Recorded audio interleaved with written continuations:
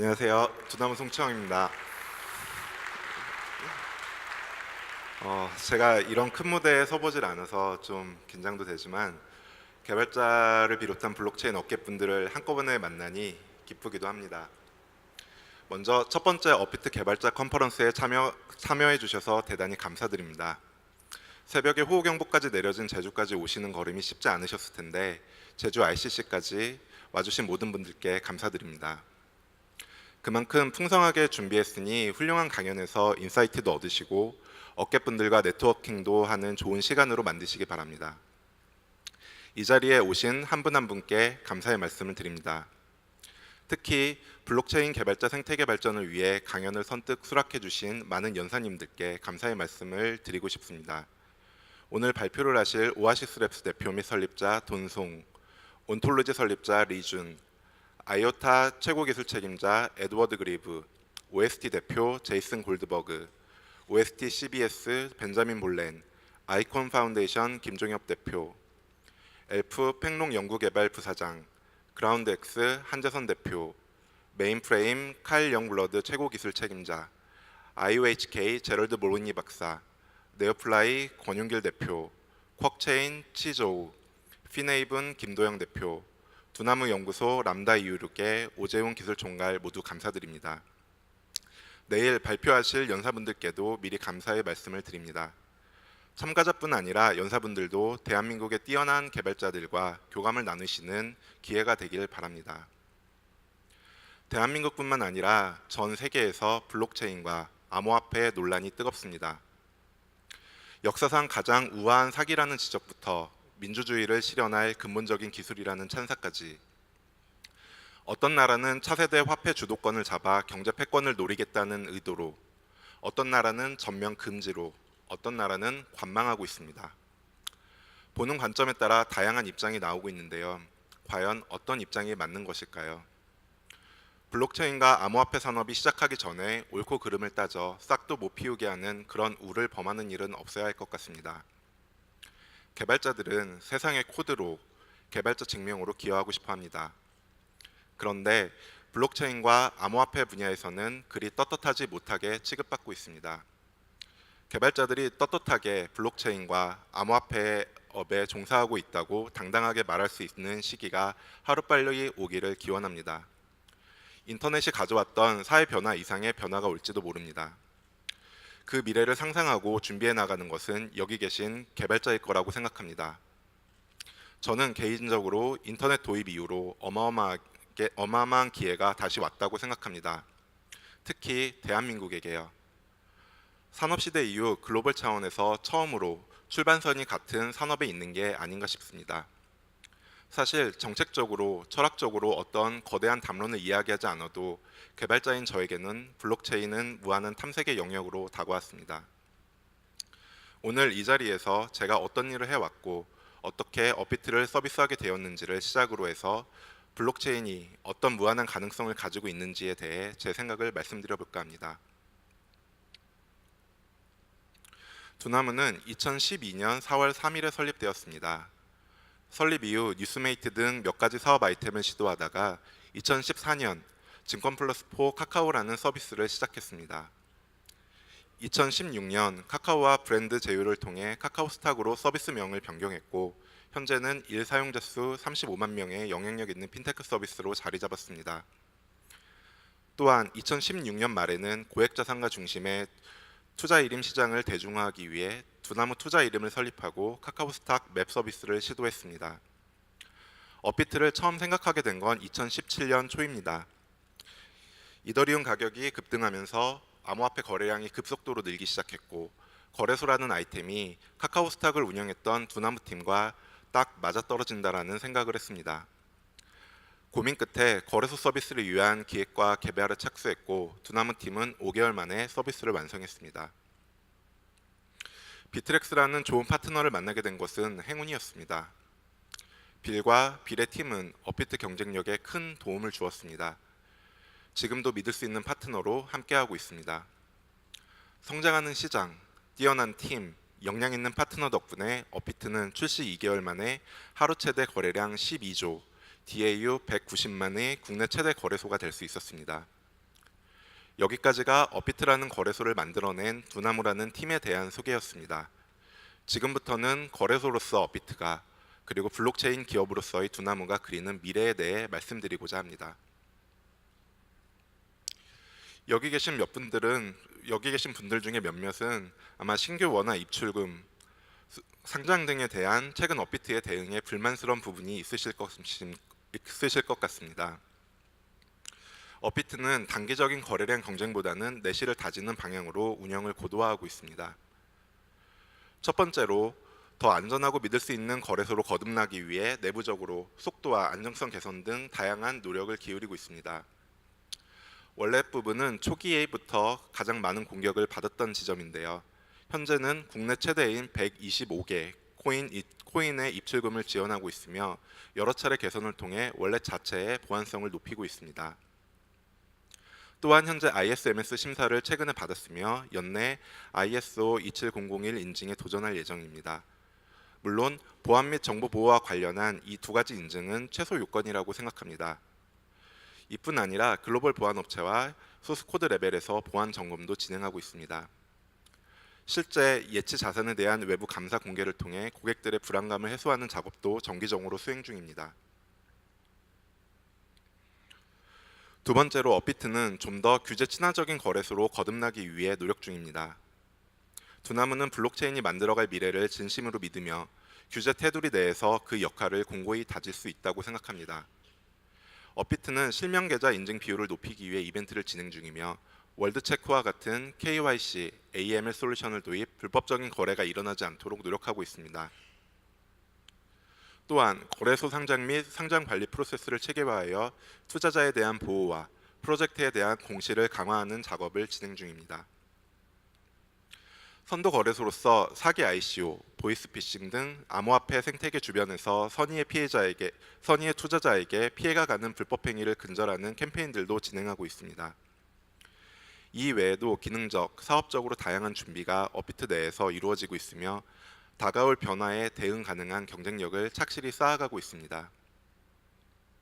이제는 거래소가 아닌 블록체인 회사로서 두나무가 준비하고 있는 것들에 대해서 말씀드리겠습니다.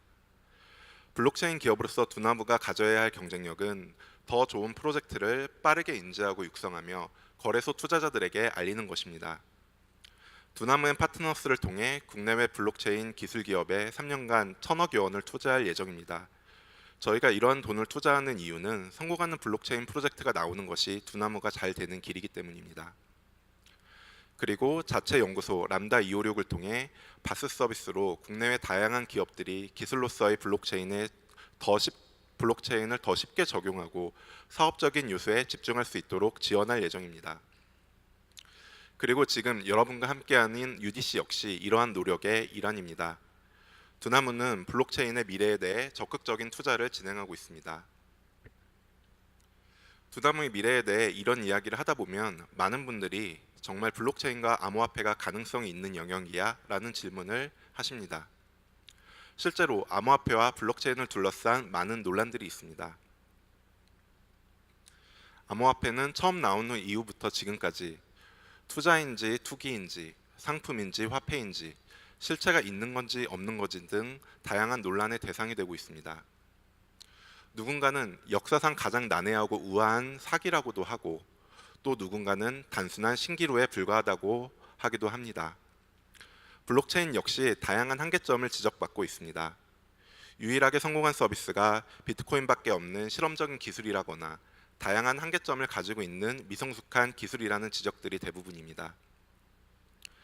이러한 지적이 맞을 수도 있겠고 블록체인이 일시적인 유행일 가능성도 완전히 배제할 수는 없겠지만 기존 프레임으로 새로운 기술을 보는 문제의 가능성이 더 크다고 생각합니다.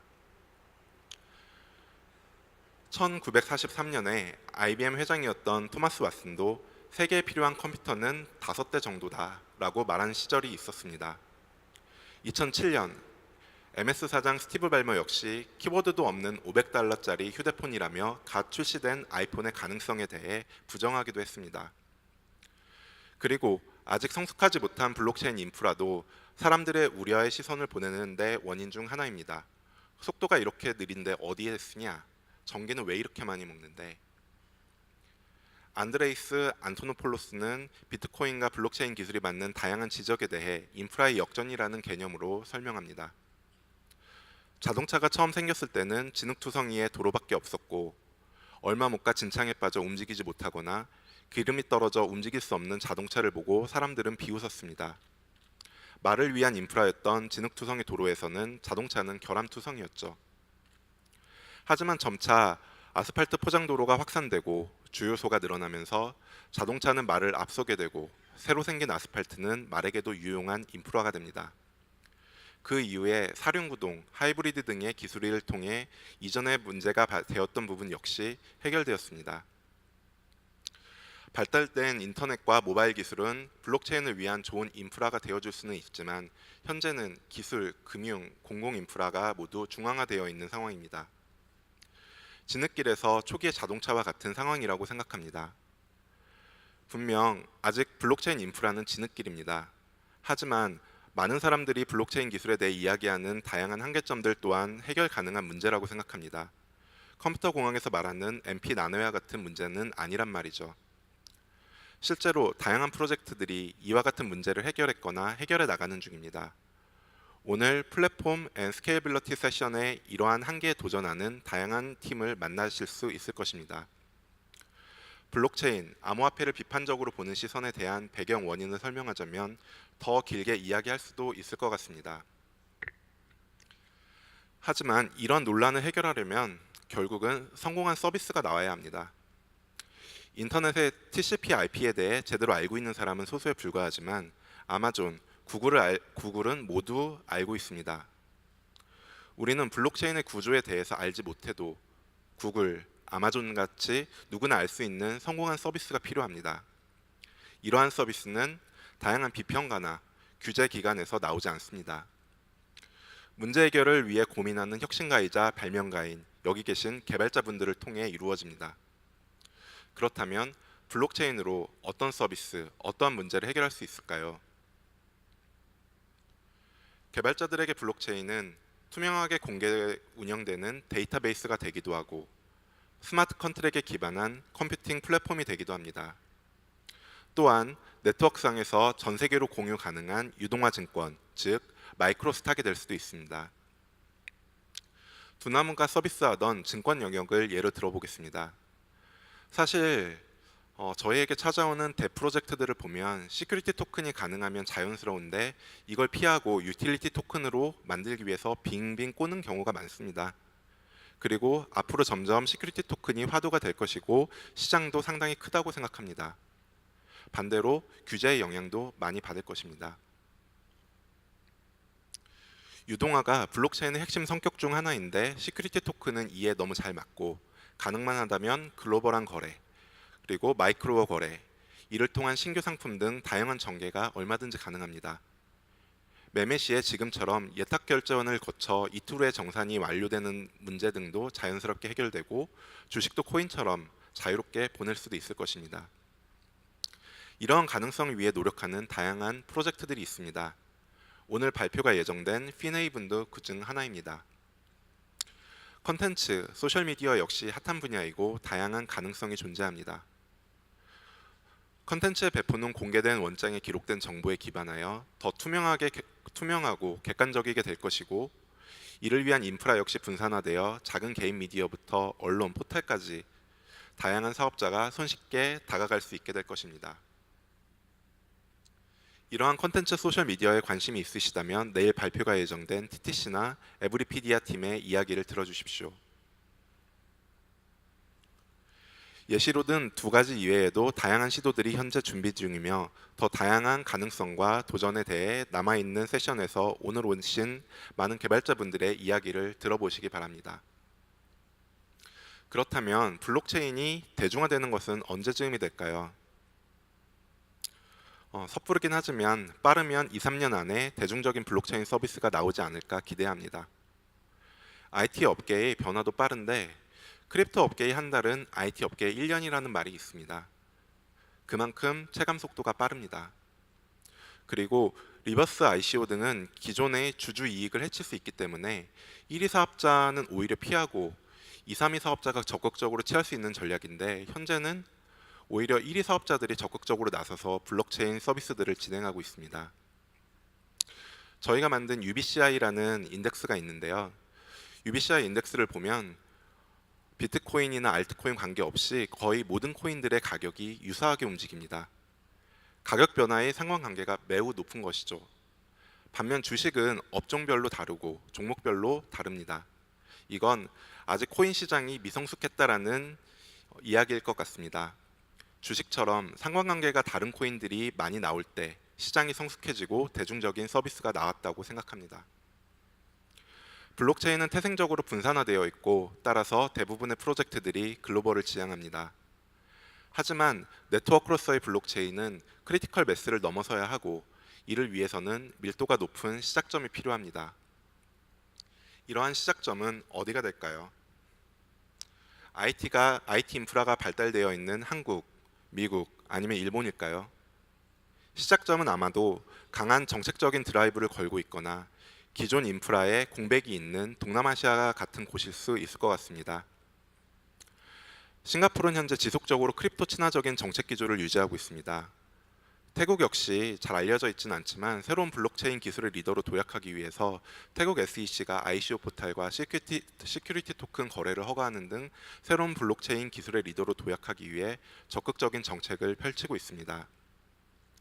그 외에도 동남아시아 여러 국가들이 이러한 변화를 수용하기 위해 움직이고 변화하고 있습니다. 기존 인프라의 공백과 관련해서는 모바일 페이먼트의 사례를 이야기해 볼 수 있을 것 같습니다. 신용카드라는 강력한 대체제 인프라가 없는 중국은 신용카드를 넘어서 바로 모바일 결제 중심의 인프라를 형성했습니다. 그 결과 미국에 비해 10배가 넘는 모바일 결제 시장을 가지게 되었습니다. 이러한 관점에서 최초의 수많은 규제와 기존 인프라와 경쟁해야 하는 선진국 시장보다 동남아시아나 아프리카 같은 개발도상 국가에서 더 기회가 있을 것 같습니다. 좀 낯간지러운 이야기를 하면서 발표를 마치고자 합니다. 어릴 때 스타크래프트라는 게임이 나오면서 전국의 중고등학생들이 스타크래프트에 매달리기 시작했습니다. 많은 분들이 이 열풍을 두고 다양한 부작용을 이야기했고 마약과 같은 중독성을 걱정했습니다.